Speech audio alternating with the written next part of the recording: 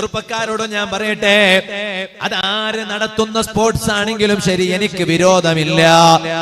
റബ്ബിന്റെ ദീനിന്റെ നിയമം പറയാതിരിക്കാൻ കഴിയില്ല. ഹറാമ് ചെയ്യിപ്പിച്ചിട്ട് ആളുകളെ കൂട്ടാൻ പറ്റോ?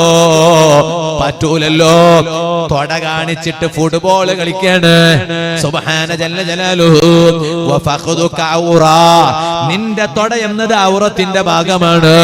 ആ ഔറത്ത് കാണിച്ചിട്ട് നീ കളിച്ചിട്ട് എന്ത് കാര്യം? നീ പറയുന്നത് ഔറത്ത് മറച്ചുകൂടെ ചങ്ങാതിമാരെ? അതൊന്നുമില്ലാതെ തൊടയും കാണിച്ചിട്ട് കളിക്കാണ്.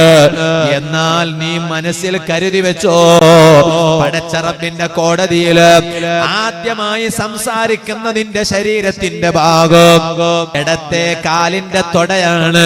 അല്ലാഹുവേ, ഈ തൊട കാണിച്ചിട്ട് ഇവൻ കുറെ ഫുട്ബോൾ കളിച്ചിട്ടുണ്ട്, കുറെ കബഡി കളിച്ചിട്ടുണ്ട്. ഇവിടെ എന്റെ തൊട എനിക്ക് ശത്രുവായി നിൽക്കുകയാണ്.